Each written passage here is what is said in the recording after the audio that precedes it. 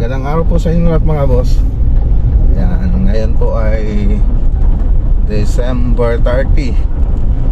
So 30 po ngayon. Kahapon lang po kami umuwi galing beach sa Bani, Pangasinan. So ngayon punta tayo dito sa sa Maninyog, Mayantok, Tarlac. So may inumpisan tayong project dito. So inumpisan po natin ito bago tayo umalis papuntang Bani, Pangasinan. So silang po na lang yung dumiretso rito. Alam naman na nila yung mga gagawin nila. So i-update po natin kung ano po yung natapos nila. So ang project pala natin dito exterior paint. So pipinturan po natin yung labas ng bahay. So may pintura na po yung labas ng bahay. So project na to pag-aari ni Sir Sergo sa Placo. Ayan. So last na naging project natin dito yung modular kitchen cabinet. Tapos in-schedule po nila para sa pintura. So itong December naka-schedule po siya. Yan, dito na tayo sa Maninyog. Lapit na po tayo. Dito pala sa Maninyog meron din tayong naging project dati. Ceiling project. So panahon ng pandemic, so ito po siya. Ceiling nito. Ayan, shoutout kay Sir Joel Candelario. Ayan yung bahay.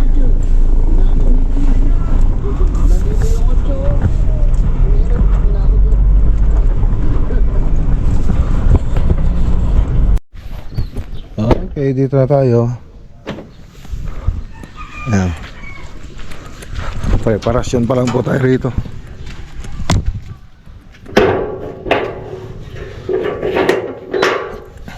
So nag-tiles din sila in San Aldrin dito mga boss. Okay.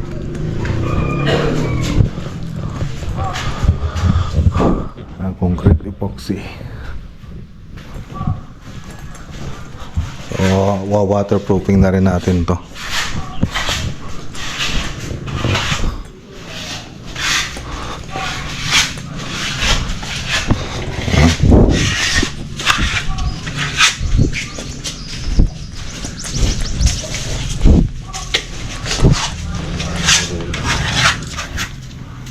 Nag-render yun di umbombukan.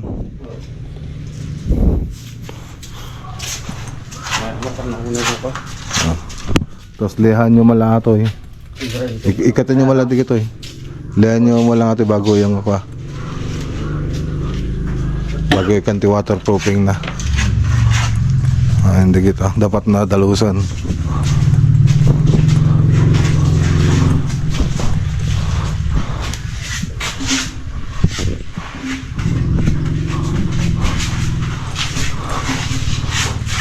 Okay.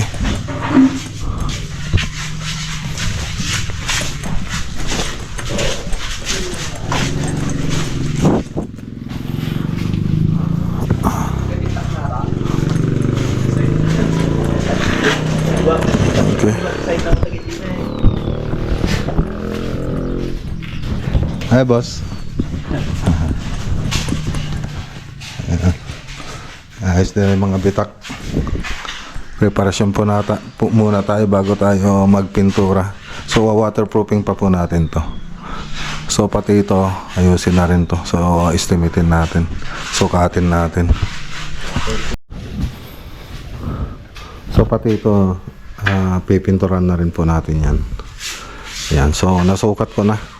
So epoxy yung concrete epoxy yung pinang-antapal po natin dun sa mga pinang-masilya po natin dun sa mga cracks. So yun, pagkatapos natin ma-prepare yan, waterproofing pa po natin bago tayo mag-skim coat.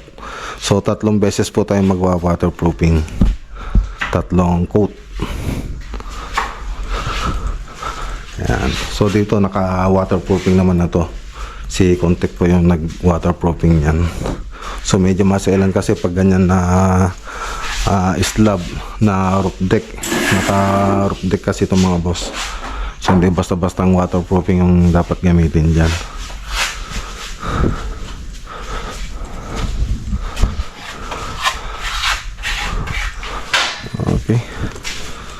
So tara doon sa kabila. Okay, dito na tayo sa Pitong Bayog mga boss. Ayan. So vlog na po natin, final na vlog. So hintayin lang natin si Ambo para kunin yung susi doon sa kabila.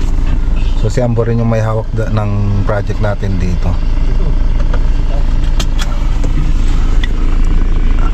Ayan, tapos na po.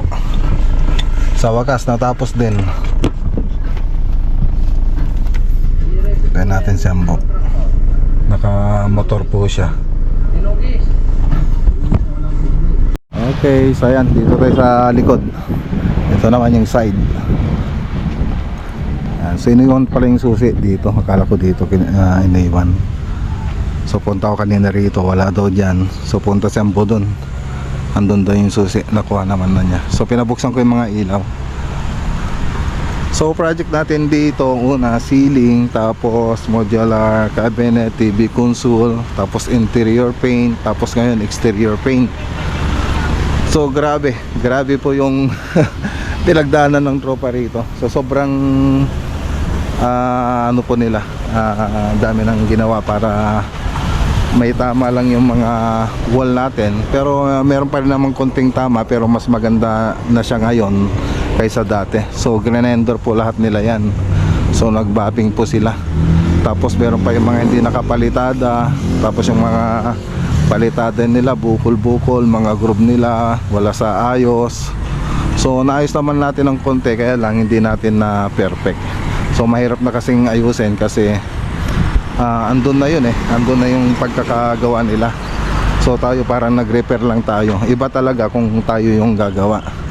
So sa simula pa lang hindi na tayo mahirapan na magpintura pag tayo mismo yung gumawa ng project na to. So ang nangyari kasi rito, ang balita ko iniwanan din ng contractor ito.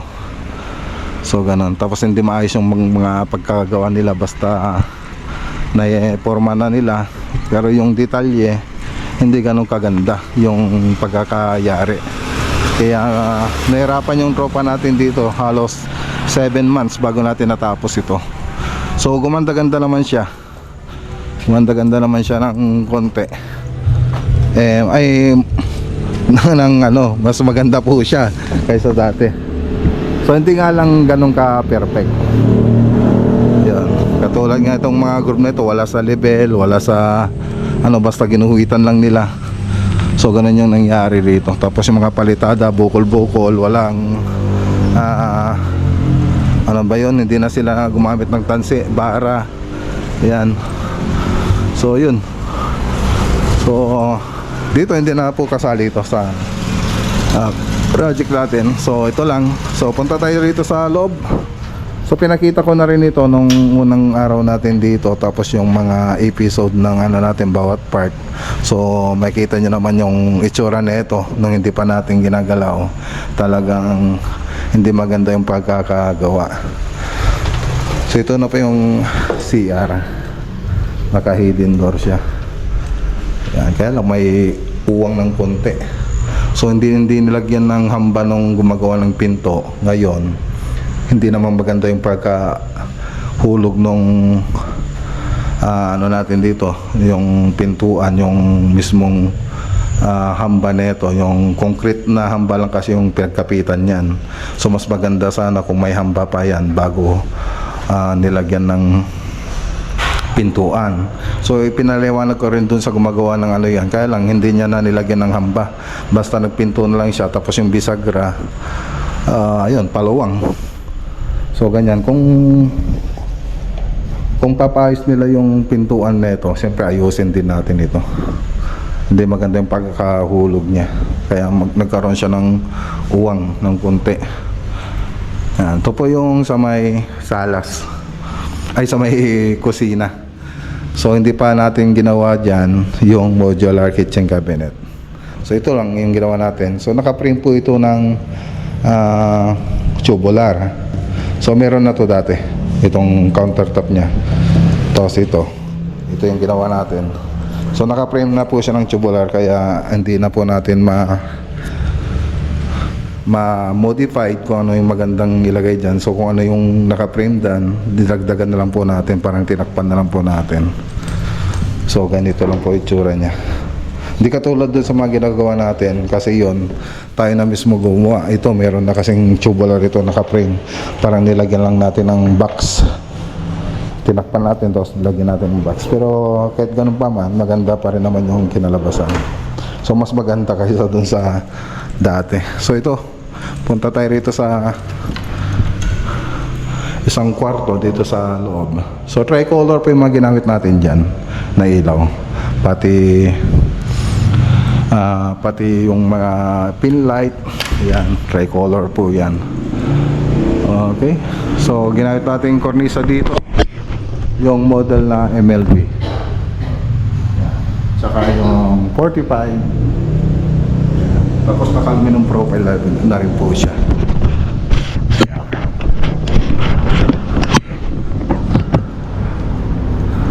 Yan, grabe rin dito yung itsura na ito, puro grinder, puro alikabok na yung nangyari rito eh. Tapos ito po yung sa may baba. So nagpadagdag ng kornisa si Madam dito, so hindi na po tayo nagsiling dito, bali pininturan lang po natin pati dito. Yan. Okay.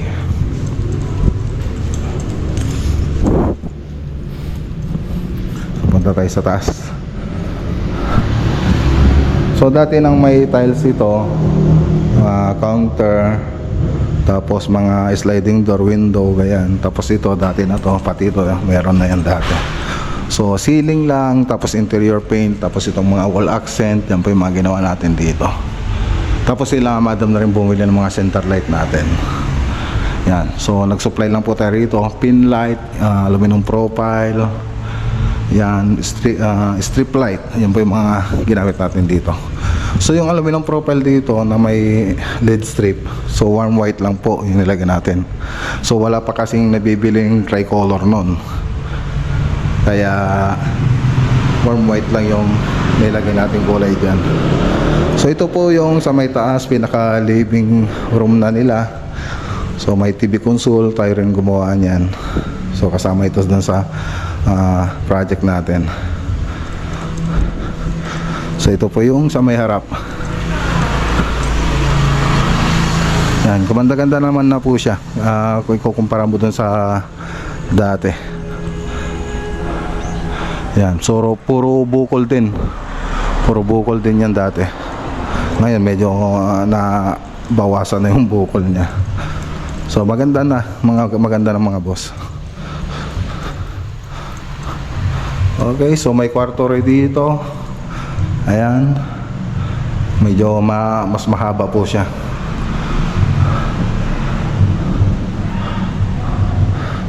Okay.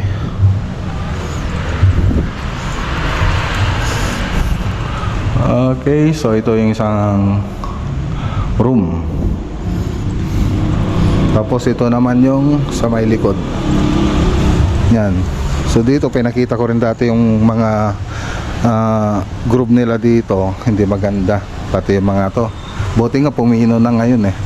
Dati hindi mo alam kung ano itsura dati na ito. So ngayon pumino na siya. Yan, mahirap na kasing pagandahin na ano na kasi yan eh, andyan na yan eh. So repair lang po yung ginawa natin. So sa pag-ibang magpipintura niyan, baka pininturan lang nila, hindi na po nila ni-repair. Tayo ni-repair pa po natin bago tayo nagpintura. So dati nung tumatanggap kami ng pintura, kung itsura nung bahay, pipinturan na lang namin yan basta. So ganun na dati. Ngayon medyo nag-improve naman na tayo, nire-repair na po natin yung mga walls bago tayo magpintura.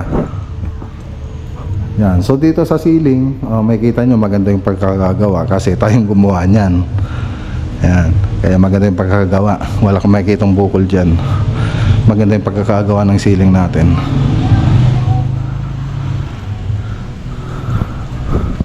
Okay. So yan lang yung natapos natin dito sa Pitong Bayog, Santa Ignacia project. So ano muna tayo? Mag-picture muna tayo mga boss. Ay, Ay siya nga pala mga boss, bago pala tayo nagsimula dito kasi ceiling project yung unang ginawa natin dito. Gumawa rin ako ng 3D animation nito, so interior 3D animation niya. So kung ano yung nakita nila dun sa 3D animation, so ganun din yung nangyari dito sa bahay. So nag-propose muna ako. Doon tayo nagsimula sa ceiling. So kung gusto niyo makita yung 3D animation nito, nandun po dun sa YouTube channel natin o kaya dun sa part 1 ng video na to. Tsaka sa Facebook. Pitumbayog Interior 3D Animation. Yan, project. Okay, so picturean muna natin para may post na po natin sa Facebook. Ang ganda na talaga. Pang world class na yung design niya. Ayan, syempre. Ayan, shoutout kay Ma'am Betty Pintura. Ayan, tumagal po tayo rito. Yan, shoutout po sa kanya. Siya po yung may-ari ng bahay na ginawa natin. Siyempre, maraming salamat. Tayo po yung napili niyang gumawa dito sa bahay niya. So, siyempre, kung wala tayong may papagitang magandang project, wala tayong may papagitang ganito pagandang bahay. Okay? So, tara na. So pupunta pa po tayo after lunch, punta po tayo ng Lubao. So meron po tayo ipopropose na project po doon. So house project po yun mga boss. So may meeting po tayo mamaya after lunch. So tara na mga boss, papatay din itong mga ilaw dito. Okay, dito na tayo. Ayan, third.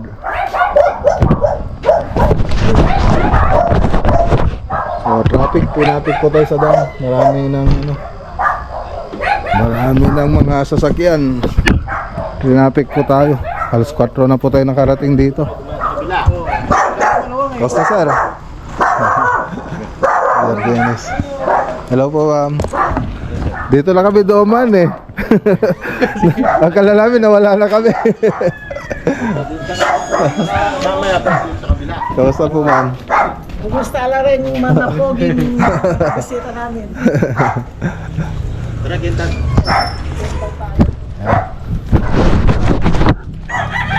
Moist. So propose po natin yung yung design. So pagkatapos natin may propose yan, doon na po natin i-estimate yung yung project base doon sa design ng bahay tsaka yung floor plan. So andyan na. So kung may i-revise pa, siyempre yun pa yung isa pang concern natin dyan. Ano yung block plan? Yan. Ano yung block plan? Ganda na Ay pakita nga natin. May plano? Sa atin na. Oh, ganda.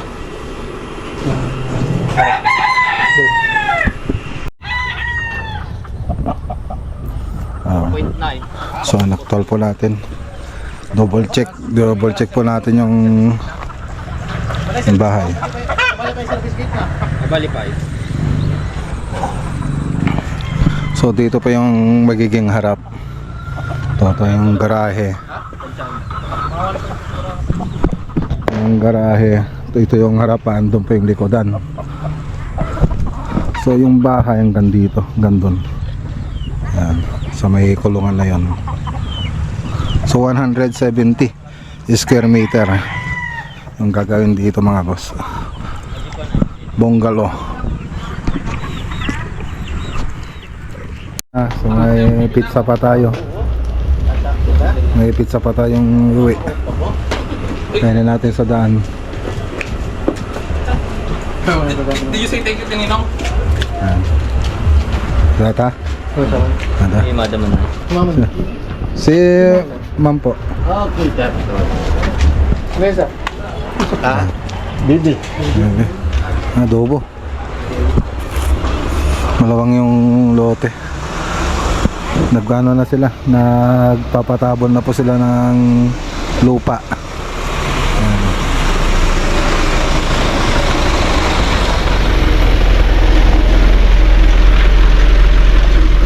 Mga kubikatan na yun. Mga kubikatan. Arti 1.3 lang na. Ata. Madingan na po nun So 1-3 yata ano?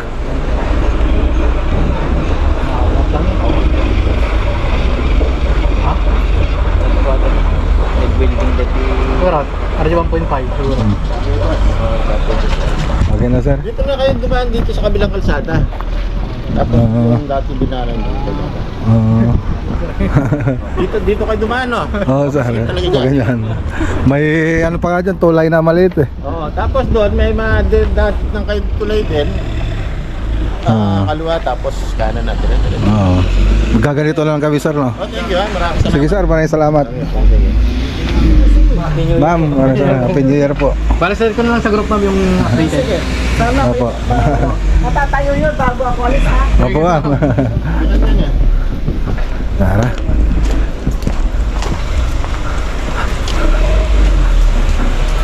Okay, let's go. Gagabi na tayo mga boss.